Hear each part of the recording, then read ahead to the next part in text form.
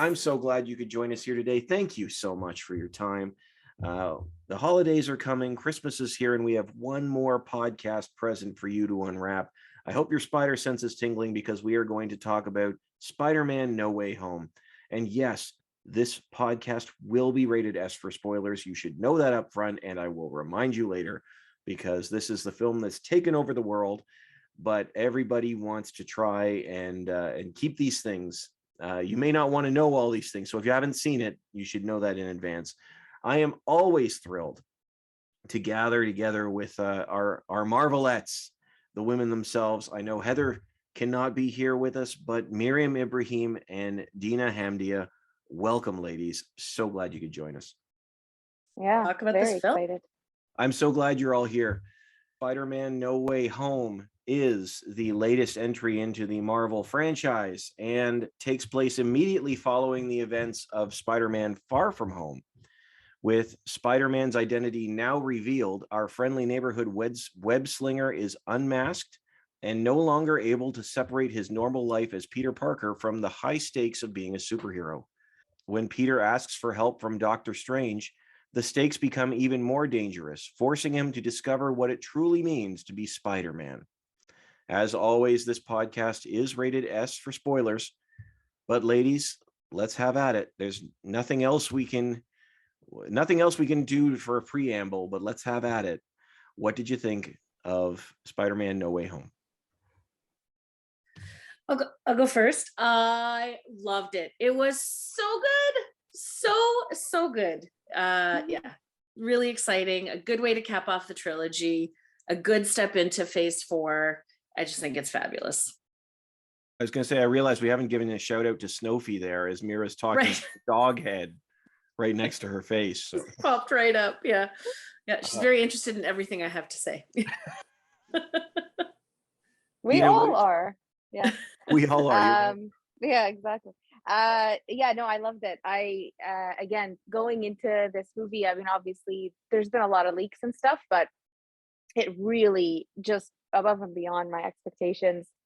From the moment it opened, it kind of went into where we left off last time to the middle to the end. I was glued, and I went to a late show and I was I thought I was going to be exhausted, and I was glued. So it's a testament to how they, John Watts kind of took the movie and ran with it, and bringing back all the characters. It was fandom.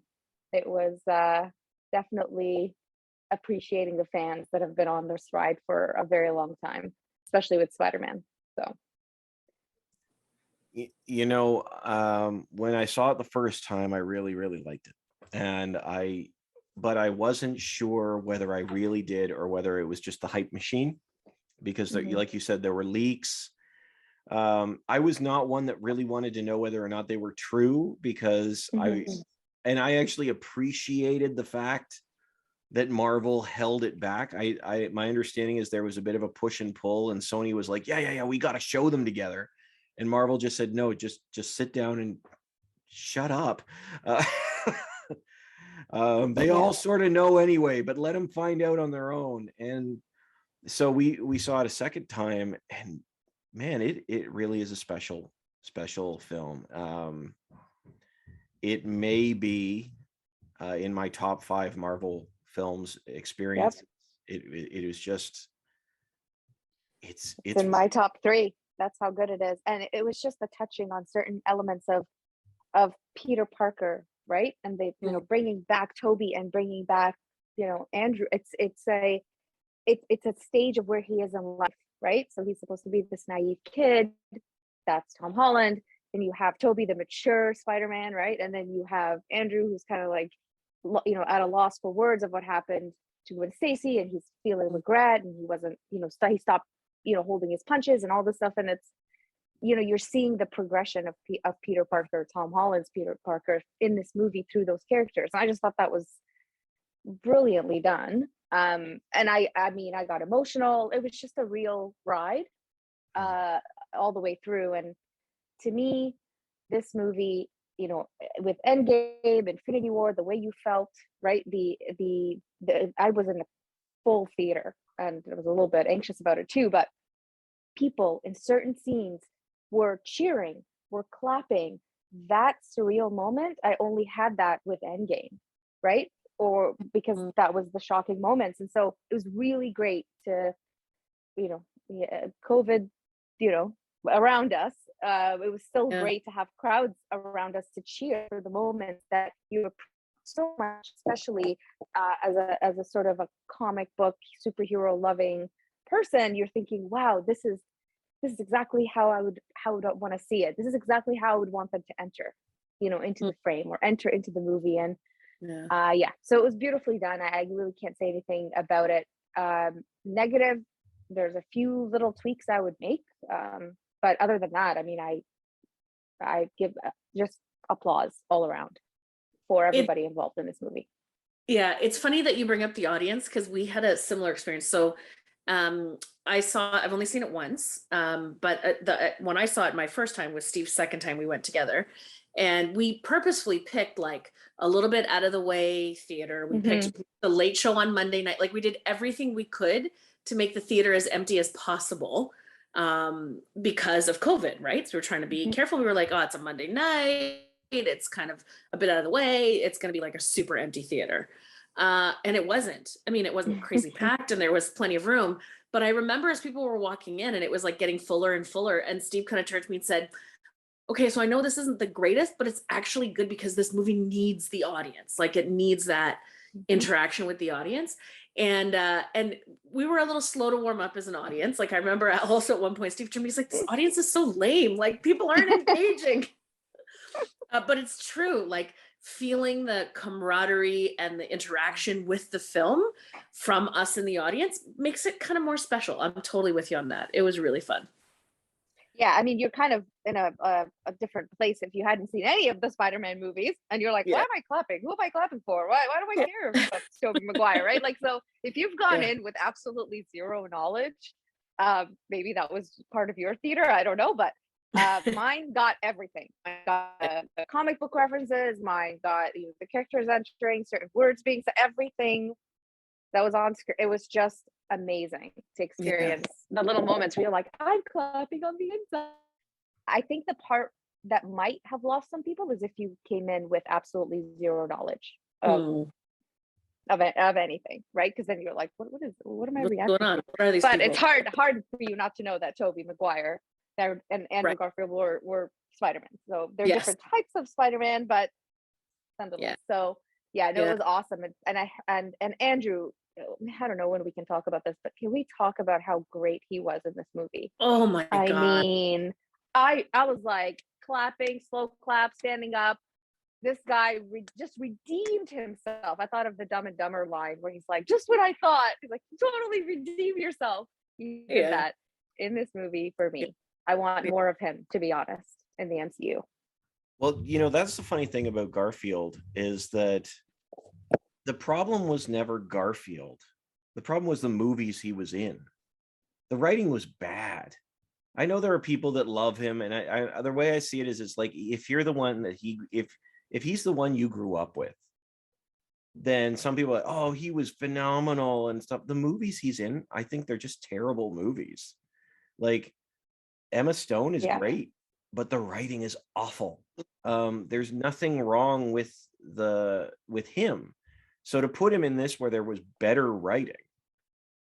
I agree. I heard a little bit of not a rumor, but just the way that whole thing transpired. Kevin Feige, when the first one came out with Tobey, he was just an assistant. So he had zero involvement. Then when the Andrew Garfield one came out, apparently he was an executive producer, but really low on, like, didn't really get involved, had some feedback. They didn't take it for Andrew. And I guess in this movie, it was like he did and told them to do everything he wanted to do with Andrew in this movie. And it worked. It landed. So I was happy when I heard that little tidbit about Kevin Feige and his involvement through the movies and how he got to play in this one. Yeah. And it totally worked. So I totally agree with you. Well, you've heard the rumor then, right? The rumor that the Garfield's people have been saying, I'll do a third one. And people are saying, please do a third one. But here's the problem with that. Here's my problem with that. It'll be done by Sony. Marvel will. I don't think Marvel will have their hand on it. And Oh, they will. Oh, Kevin Feige's all over that. He's all over this. but that's like saying he's all over the Venom movies and the Morbius. Yeah, the Venom thing is it's so different. Spidey, and now that they knew this worked, like they know now this works, right? They did this, it's slam dunk. Kevin Feige put his fingerprints all over this. There's no way they won't let him be involved. He's a moneymaker. He's literally the golden goose. Except that I don't like. To me, I'm sorry, Dean. I didn't mean to interrupt you. Oh no worries. The Venom thing to me is very telling. The use of Venom is very, very telling, because here we thought that we were going to get to see Tom Hardy go toe to toe with Tom Holland, the battle of the Toms, if you will, and they used him like a bus or an Amazon delivery boy. So now they bring him into the MCU. He drops off the Venom symbiote and then he disappears again. So now it's like, it's almost like Marvel. To me, it was almost insulting. It was like Marvel said, "Yeah, we want that. We're gonna take that. Thanks. We want that symbiote. We're gonna take it over here and play with it over here. You guys, that's right. That's their way of bringing it in." And that's my fear. That's my fear with Garfield. So it's like, so with Garfield, I think it's going to be like, Sony's going to be like, hey, people really want this. Let's do it. And they're going to make Amazing Spider-Man 3. And it's going to be in the same universe as Morbius, which I really think looks bad. I don't think they'll do that. I don't think that will happen. He'll show up in the multiverse somewhere, because that makes sense, right? Different variants of different people. But I don't see it being its own movie. Don't you think part of what made this work, though, is the fact that they brought them together? Yes. Right? Yeah, so absolutely. that's the magic, right? And to your points about like Tobey Maguire was the older, wiser one, and Tom Holland is like the naive kid that's being, even his naivety is where that hope for second chances came from, right? Like the other Spider-Man didn't think about those things.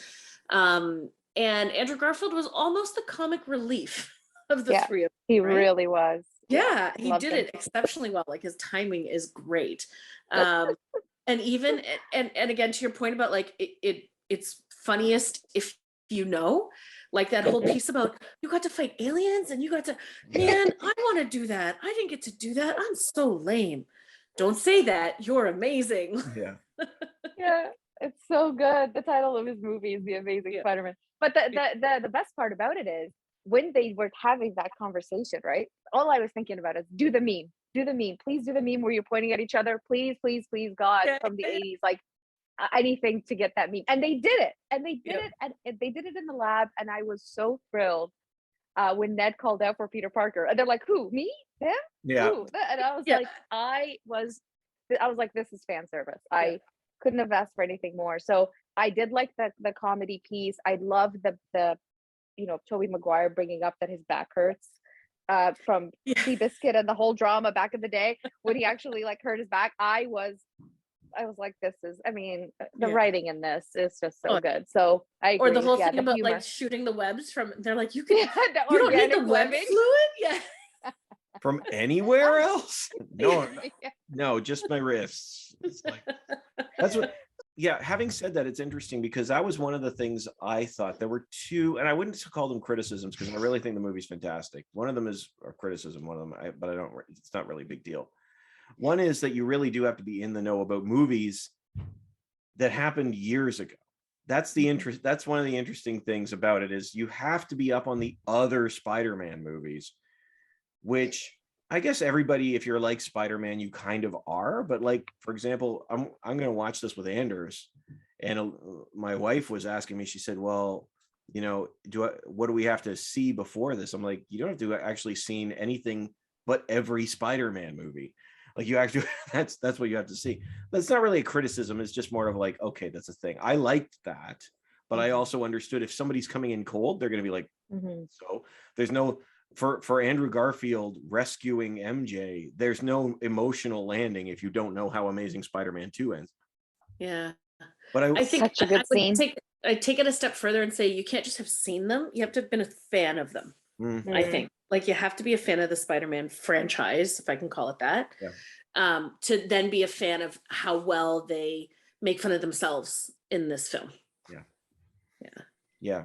It was that, to me, yes, you have to be in the know, you have to, you know, the characters, know the kind of backstories, but the MJ being saved by Andrew, that was a moving, that and Aunt May, which I almost bawled my eyes out, because to me it was an emotional time just to know that she was still up, she was talking, Aunt May was, and then she had said those magic words, right? With great power must come great responsibility, and that's right out of the comics. It's the must is, so it was, you know, again, it's one of those situations where he loses her, and Tom Holland's acting in this movie with grief, with loss, his facial expressions, I was floored when he almost killed Green Goblin. That anger, that face, I didn't even know he had it in him, and I was very pleasantly surprised with his acting chops in this movie. Yep. Given that it's just a Marvel movie, like it's not technically a very serious acting role, but he took it to a whole new ground for me in this one. Yeah, I thought the acting was exceptional all around. Zendaya as well. Like, I have to, like, I was like, this is like, they do a really good job of playing teenagers, which sounds weird. Like, I don't mean it in a dismissive fashion, but in the sense of, like, they really tap into it. They tap into that innocence, which is so hard to do. And they do it pretty seamlessly. Like, it's very natural, which is beautiful.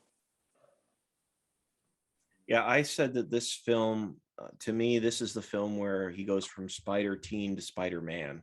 And you know, I'm ready.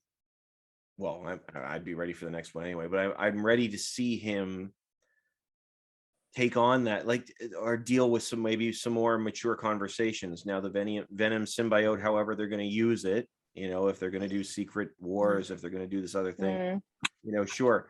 But maybe some more mature Spider-Man storytelling as we go on. I think he's still gonna has to work. He has to work. I think he's going to oscillate though. So think about, like, the scene where Doctor Strange is creating the spell, and he keeps interrupting. Oh, but not okay. But hold. Oh, but it may okay. But like that. Like, he was such good young teen in that. And then, like, snap your fingers, a little bit later, he's taking on very adult kind of themes, issues, and managing things. I think that oscillating back and forth is going to need to continue for like another film or two. I don't know if he can solidly land in the fully serious kind of adult space. Well, that's why I wonder if they're going to go full Spidey Venom movie next, is because the revenge rage that they hinted at the end of the film would be perfect for that story. Yeah. I am not, I know Dina's the one that's the comic person. I'm not familiar with Secret Wars. My understanding is that's when he gets the black suit. So they could go that way. But if they decided to tell another story with him, it's the Sinister Six. Yeah, they're trying to build up the Sinister Six, which is just a band of villains. that would be my assumption, is that they needed to bring him back. They needed him in the MCU in order to build that Sinister Six that they've been trying to build. Again, I don't have any information. Kevin Feige is not my friend. I do not know him, but I do know that that would be a logical reason of why they need to bring him into the MCU. However, did they confirm a Spider-Man 4? I think they have. So 4. Yeah, so it maybe makes Pascal sense to said involve 4, him. 5, 6, but yeah, like, I mean, it makes sense to involve Venom. I mean, I'm not really a huge fan of that, but again, it is what it is. They needed him in. This is the way. Scene, like, pop him in and then pop him back out again. They'll Like, just get a new out Venom. of that universe. Yeah, but it'll just be a new Venom. It won't be Tom Hardy. It'll just be another. It'll just be whoever takes in that. Yeah, takes that role. Okay. It could be any. It could be anybody. It could be the bartender he was talking to. I don't know. But yeah, they just needed to make it make sense, which is why they did that, right? Yeah. I don't know. I mean, again, with I know you want to get to the villains too. That was one of your questions, Steve, about second chances. And the villains in this were, I mean, obviously fantastic. Can't say enough about how satisfying it was to see them. I didn't understand the connection of. I know Aunt May wanted him to help the villains, and he was like, "Yeah, I should cure them." It didn't feel as though he had that much of a like. Why do you care about these people? You've never really known them. He never fought them, so maybe that's why he feels sympathy for them. That part just didn't hit as much with me about why he cares so much, as opposed to like Toby caring, for I don't know. It just didn't. It would be different if he fought them and then he wanted to cure them, because that's a bigger person type of thing. So you're like, wow, that's great. And he just wanted to cure people that he doesn't even really know. That he knows they're bad, but didn't see it himself. So I don't know. What do you guys think about that? Well, I'm really glad you're bringing that up, because that was one of the things I wanted to talk about, is the not just the use of the villains, but more specific. Well, yeah, I guess the use of the villains, but the idea of this may be the first time that I've seen heroes make a concerted effort to try and make a difference in the lives of their villains. And I hear what you're saying, because okay, maybe Spidey won, Tom Holland, if you will. Maybe Holland's Spider-Man didn't have the connection, but the others did, and they make it clear that's what we do. And for crying out loud, Maguire stands in front of him, preventing him from dropping this the glider on top of Willem Dafoe, who is amazing in everything. Willem Dafoe is, oh my god, he wins everything. Give him all the awards. He's give him all the prizes. Oh no, yeah, has he won? Don't quote me on that. I thought he was going to win for Florida Project, but hey, the guy's incredible. His face, he's such a good actor. Yeah, he really is. But see, that's what I thought was amazing. But he's only good at being a bad guy. Well, maybe that's not true. He's so good at being a bad guy. I can't imagine him as anything else. You don't want to see a Willem Dafoe rom-com, Mira? They tried it with Christopher Walken back in the day. It's just not going to work. Like, don't say anything about Christopher Walken. He is a legend. He can play whatever he wants. He's fabulous, but a romantic lead, he is not. Okay.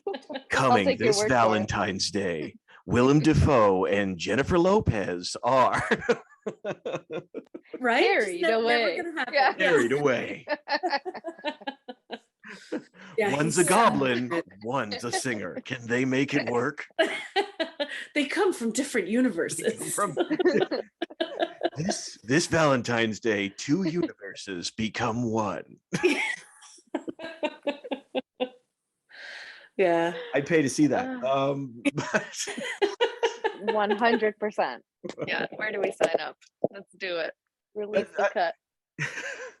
Do you think? Go ahead, Mir. Go ahead. Sorry, I was going to say though, do you think that the reason Tobey Maguire anyways was there is because of the arcs of like a trilogy, and the redemption is always the last one? So Tobey's already been through it. Andrew Garfield has not, because he only had 2 movies. We're waiting for that part. And this was that for Tom Holland. And so that's why he got to be a catalyst to support him through it, because he already got that arc. Yeah. I mean, I could see it. The thing is, I'm so glad you kind of brought it up, because in that scene, when they went up to the school in the rooftop and he's there crying, he just lost Aunt May. They both said, I also lost someone, right? And then Andrew said, I also lost someone too. And here's how I reacted to it. And here's how I reacted to it. That moment was really touching, because it helped Tom make it through that. So they had a purpose of being there to carry him through. I mean, that part was really powerful to me, that all these Spider men have lost people. They are literally destined to give up things for, saving other people's lives or being a superhero. They are destined to have to sacrifice. And that's a life that is a really sad one, if you think about it, for somebody like Tom Holland, because he's just a kid. So yeah, I thought that was really powerful. I'm glad you brought that up. And the losses, I mean, it's such a common story to be told, right? That the savior, and there's always this loss in it. So think even like Star Wars, right? And Obi-Wan had to die in the original trilogy for Luke to come into his own. And then in the most recent trilogy, Han Solo died, so that like there's always that story piece where the tragedy triggers and solidifies their orientation around their mission, right? Now my life can be about this because this has given me the fire to make that true. Yeah, see, I think you're absolutely right. But you see, this is what I think is so fascinating about this particular arc. I mean, Maguire steps in and saves Green Goblin, but Dina, I think it's actually more interesting because all Tom Holland knows from Green Goblin is rage. Mm-hmm. And it's not coming from him. This came because Aunt May said, no. That's not what. Now, this was obviously not the rage of him dying, but he knew that if he sent them back, they were going to die at the hands of their other respective Spider-Men. And Aunt May is the one that says, no, that's not what we do. By the way, I love the inclusion of Feast in this movie. I think it's my God, so good. Speaks to the storyline here. Yeah. But, okay. I'm gonna skew a little outside the box on this, so I'm asking you to be patient with me for where this goes. I mean, watching this film, I mean, we are living in a time I mean, we are certainly living in a time where justice needs to be served, and I agree with that, but of cancel culture. And it's been a long time since I've seen a film, let alone an action film or big budget action film, where you have true villains that are seen as more than the sum of their actions. And not just by Tom Holland, because as we said, there was no emotional connection to them before that. He was just going to send them back. But by the others, by Garfield, by Maguire. And they're the ones, as well as Aunt May, before she dies, that are saying, no, we need to do everything we can to give that second chance. And that broke me. That broke me because because of the cultural time we live in, where people are wiped off the map. Now, some people try to come back. What does it mean to truly? That's another conversation. What does it mean to be truly sorry for events? What does it mean to that? But that's what really hit me. Was like these are the bad guys. Now, Doc Ock, we've seen his arc. This matched up perfectly with his arc from the original film, from Spider-Man 2. The other ones chose not to be quote unquote fixed. They did not want that. They used that for their own advantage. I'm not suggesting, but the attempt was made to say, maybe there's, I don't know. What do you think about that? Like, that's where I went with it. Oh God, I have so many thoughts, but I'm gonna have Miriam go first. You sure? Yeah. Go ahead. I was gonna say the thing that really got me with two pieces that I'll call out. I'll do the second one first, which is that not everybody who's offered redemption takes it well. And the Green Goblin's a really good example of that, right? And so there is always that risk of being burned again and being hurt even more because you've invested extra into this. But the flip side of that, which is so related to cancel culture, is that the opportunity for redemption requires both sides, right? It needs the side that says, I'm going to give you the space and I want to partner with you and I want you to get a do-over and make better choices this time. Yes. And then the villain side that says, okay, I'm gonna try that. I'm gonna do it. But if only one side is like at the table, it doesn't work. Which is where cancel culture becomes really tricky because it removes a side from the table, right? There's no negotiating. And so there's no room. It certainly takes care of like the people from column B that no matter how many offers of redemption they're given, they're just never going to change. Yeah. So it solves for that group, but it takes away the hope for all the other groups too, right? Yeah, and please hear what I'm saying. I'm not saying, oh, that like there are people that do bad things that are just like, and they're not, but it's just been rare that I've seen this recently. Yeah. Such an effort is made. Yeah. Everybody mattered in this. And it's honest. It's honest, right? It's not Pollyanna with, I'm going to give you a second chance. Okay, I'm going to be perfect because you offered me a second chance. So it's very honest in the struggle to get there. And in the, sometimes it works, sometimes it doesn't. Totally. Beat them into redemption. Yeah. Your way is not the right way. I need to show you the right way. And so even though you don't want it, I'm going to impose it on you. So again, I agree with you about the cancel culture kind of undertones to this. Even Spider-Man was canceled, right? And so forget the villains. He gets it. He's living it. He didn't get into school. His friends didn't get into school. He's a pariah. And so, that is a perfect example of cancel culture. He's not a bad guy, right? Somebody said that he did a bad thing, and it kind of went wildfire, and then he just gets to be in this negative light. And then the villains, some of them didn't want to give up the power, right? They didn't want to give up being villains, and they basically said, nope, we're going to make you, and this is going to be better for you. And it is in the end. But will be another conversation for another day. But the fact that Marvel and Sony touched on cancel culture in this way was actually quite clever, because there is always a second chance to be given to someone who wants it, and you shouldn't impose it on people, but you should definitely make an effort to give them that opportunity, and that's what this movie did. So I was really happy to see that, but it was little clever ways that they slipped it in. Yeah, for sure. I think sometimes for us it matters the what of like why somebody or what somebody's being canceled around. Like I think about other media that's covering the topic of cancel culture. So Steve, I'm totally with you, like an action film, big budget, big thing. But I would say that like the morning show, for example, which is a web, like a Apple TV series, definitely deals with this topic very heavily, but it's dealing with the topic in the area of sexual misconduct, which is supercharged. I mean, not that the violence from the actions that like Doc Ock and the Green Goblin and Jamie Foxx's lightning electricity guy, I can't remember his name, didn't do horrible things.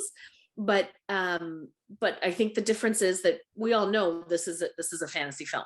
Right. So it's fabulous, but we can play with these ideas because it's not real.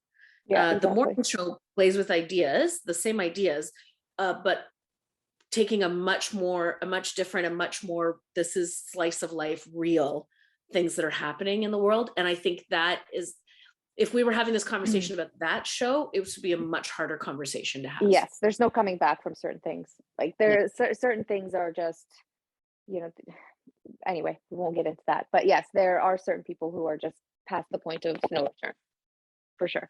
And that's one of those subjects. I did see that show, and I think they based it on some real life events, but they won't come out and say it. But I think that was the goal, is to show both sides of, here's the person who's accused of all these things, and then here's on the other side all the people that knew this person, loved this person, who are trying to balance also not being canceled because of this person, because of their association to him.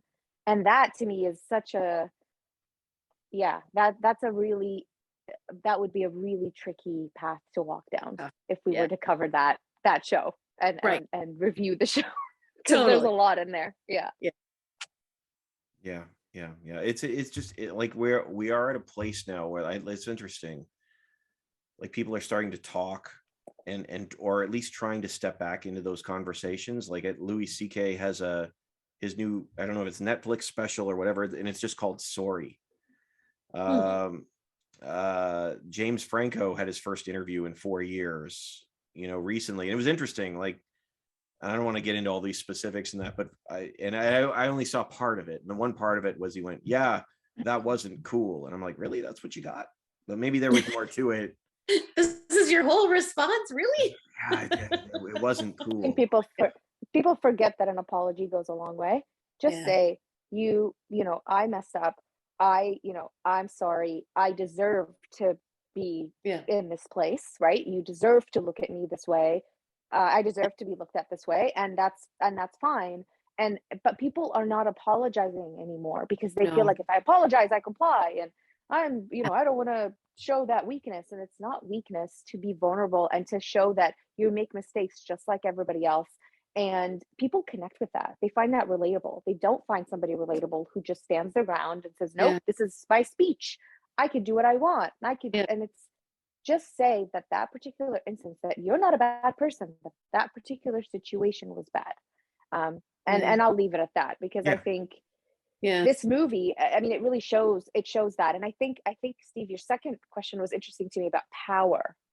And maybe you want to, I don't know if you want to clarify what you want to discuss around that, because I think that's a really important point here of giving up that power of it, you know, your power.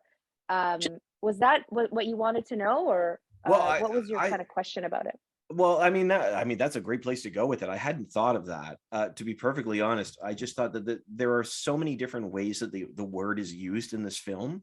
Like, for example, so the idea was, you know, what do we think? I think the question that we had asked in the chat, just so everybody clues in, was the idea of how's the film portray power? And I thought, well, I mean, you've got Aunt May, who uses with great power. And then you have the villains who are talking about, why would I give up this power? And there's the, you know, the idea of power in this film. It almost feels like everybody has their own understanding of what that truly means. And so I was just wondering how you thought that came into play. And this was an interesting, keep going on this, because I hadn't thought of it from what you're saying there. Yeah, I mean, giving up power, to me, the villains is an obvious one, right? And then Peter hit the things on his shoulders that he has to basically see this power he's been given as sort of a curse, and it's a blessing at the same time. And he's trying to balance it, and he has to give up a lot for it.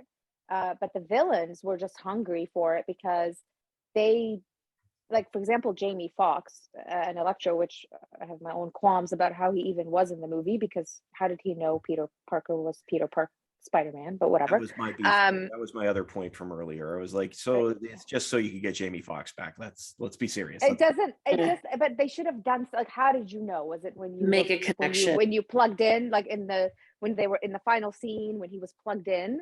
Did he get information that was online? Like, I just don't know how this happened. Anyway, that's my qualm. Separate, not a criticism. Still love the movie, but that was just one thing that was pointed out.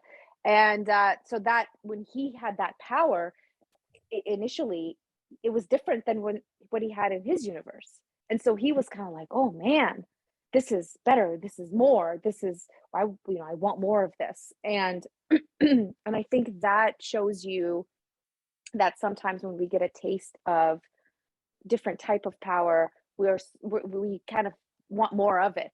So the villains didn't want to let go of something they didn't have in their own universe, right? That power they had was limited. I mean, Doc Ock, when he kind of grabbed Peter and took on the nanotech, right? And then Peter sort of Bluetoothed it and did something wonderful. That was amazing. Wonderful control. I was like, wow, what a great way to transfer power, right? Like, it's just just no consent, zero, just, I'm just going to plug it in here and Bluetooth, and now I have control of your arm. So there's so many different variations of how power can be viewed in this film. I really loved it. I mean, there's subtle power, like Aunt May, with words, right? With inspiration. That to me is powerful. She literally was the reason this whole movie even happened, right? Like, she told him, no, you must save him. She sat with a Green Goblin. She was talking to him. She was kind.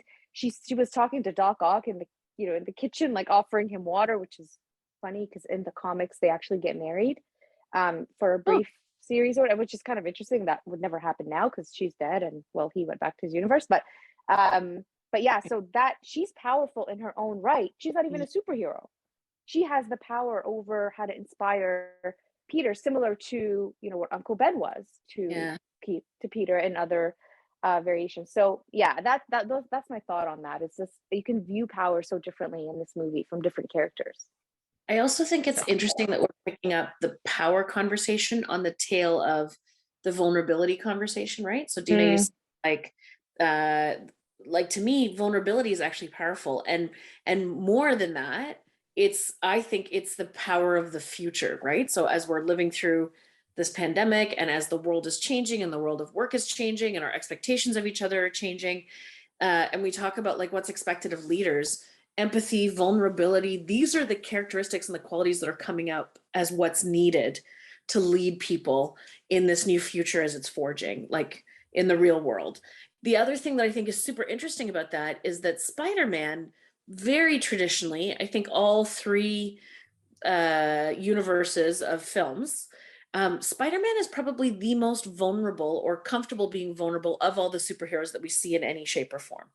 Right? He always ends up needing help, and not help from other superheroes. So think about like, I don't remember which film it was, but Tobey Maguire, when he's like in the train and his mask is half ripped off and he's worried about losing his identity, and the train passengers are there to support and help with that, right?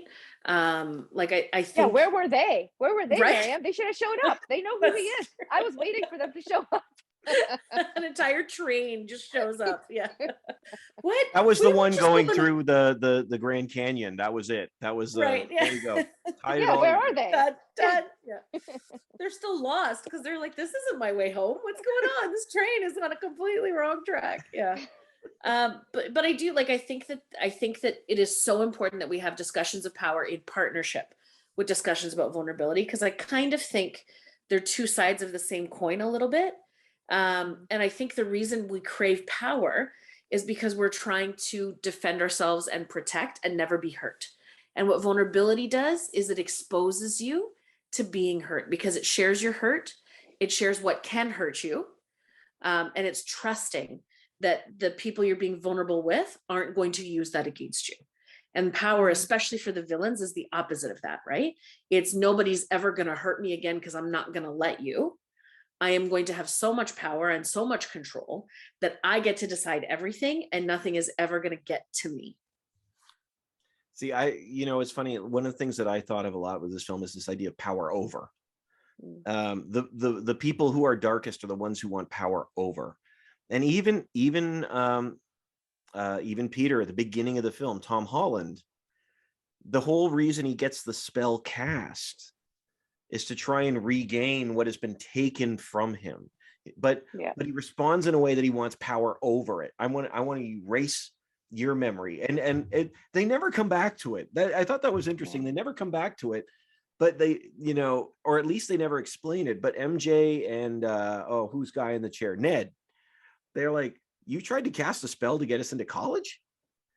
And he's like, no, it wasn't like that. But that's what he's doing. He's trying to regain, like, get power over. I want to get power over the school for taking it back. I want to get power. And that's certainly what we see over someone like Electro. And certainly with Goblin. Sandman, I think, is just like Sandman. He was a good guy. No, he was a good guy that turned bad in the movie because he wanted to go back to his daughter. He's like, send me back. Like, it's just, I think that he was an interesting one because at the end, him and Peter Parker were actually on good terms, right? In their movie. And so he kind of turned bad for a different reason than the rest. Well, yeah, that movie. And he started good. You're right, because he was helping. He's like, he was helping in Electro at first. So yeah. Can we talk about the Spidey Senses? Yeah. And how great Peter Parker, that scene when he's trying to feel out who's the bad guy here. That Something's up. I feel it. Yeah. This Peter tingle. Powerful. Yeah. It was. I thought it was really brilliant, that entire scene that they did where he just kind of circled around, right? To see the room. And then he knew. I was like, wow, I didn't know his Spidey senses were that strong. I mean, we've only seen it maybe once with Infinity War, but like I like that scene a lot. I love that they tried to make visible something that is hard to explain because it's invisible. Yes. Yeah. totally. I agree. They did that in Infinity War. It was brilliant with the hair on the arms. Here in his arm. Kind of, Yeah. yeah. Like I was, and I thought it was really funny that they actually did that. They had them all on strings or something. Like it was actual. Oh, really? Scene that, yeah. Like I was watching. What was I watching? It was way back when, but I was like, why couldn't you just like? That's use the impressive. It's computer? not Yeah. yeah. It's like Yeah, it was kind of cool to hear. I don't know if it was Tom Holland or somebody said that, but yeah, I mean, overall, honestly, I thought it was a great movie. And people have to see it. So, and you have Yeah. to see it on the big screen. This is And not more a than joke one. movie. I'm Yeah, already more ready to than see once. it again. Yeah. Yeah. Well, Same. I mean, Yeah. we're already here then, ladies. So screen it or skip it. I feel like I don't even need to hit the buzzer this time. So screen it or skip it. Screen it. Enthusiastic. So yeah. More than once. Yeah, screen it with other people as safely as possible, and just get those Let's add reactions that in, 'cause hashtag it was. in there. Yeah. I have to put that in. Yeah. Go out Just recklessly into the land of Omicron. Omicron. This sounds like a transformer. It I does. just love that Totally name does. so much. Yeah, it's just so. I'm like, yes, why? You know what? I like that name. We'll go with that. See what it transforms into next. Funny but not funny. Yeah. So I think you screen it. Loved it. And thank you, Steve, for kind of bringing us together to talk about it, because it just made my day to even kind of feel the joy again that I felt in the theater today. It really, I'm so glad that you could join me. And yes, I mean, it like the film is a joy. It Yeah. truly is. I mean, this is an incredible Marvel film. This is like one of the best Marvel film, not just best Marvel films, but the best example of what a Marvel film could be. Yeah. And I think it's really phenomenal as well. But I mean, just to have you both on to chat. One day we'll get Heather back on here. We got to get her. Yeah, we miss Heather. Okay, so before we go, Steve, you said this is in your top 5 Marvel films, and Dina, you said your top 3. I'm really curious about your rankings. Will you tell me what the other films are and where this one sits? Oh, I don't know if I've done that. Dina, This one's number 2 for me. Okay. I think that Endgame's still my number 1. I did like Winter Soldier a lot. I'm torn in number 3. I have a number 3 and number 4 that I keep tossing around. Okay. But yeah, so I can't answer the number 3 one because I don't want to give away. I don't want to commit to that third one. Got it. I think Endgame and this Spider-Man movie, guys, even though I knew there was spoilers, I was so pleasantly surprised and happy still, even given everything I knew. That is magic. I was just like, this is, and then the post-credit scenes. Okay. Oh my God. We need to do a whole other video on just that. Doctor Strange trailer. This is going to be amazing. I'm so excited for next year. So that's my take on that. Yeah. What about you, Steve? What's your number 1? I don't know if I could give them proper rankings right now. So I mean, like I don't know if I could do that. I can tell you what I think my 5 would be. They might not be in a particular order. Endgame might not be in my top 5. Believe it or not. It would be, I think Infinity War is a better. Agreed. Yeah, it is Endgame. I think Endgame is like, I mean, the finale is just a riot, and it's a lot of fun, and it's a great wrap up. I'm not saying it's bad. It has Howard the Duck in it. Come on. Like, that's the only reason it's my number 1 is that last 15 minutes. Yeah. I would say Iron Man is awfully close to my favorite. I still think the first one. Oftentimes, the first one is your favorite one. I think Iron Man is perfect in so many ways. Yeah. I think Homecoming, and I like the original Spider-Man films, like the ones with Maguire. I did like those, except the third one. But I wouldn't call myself a Spider-Man fan. I think they've really cemented him for me. But I think Homecoming is incredible. So good. I think Black Panther is amazing. Mm-hmm. Oh my God! Oh man, Infinity War, and then this one.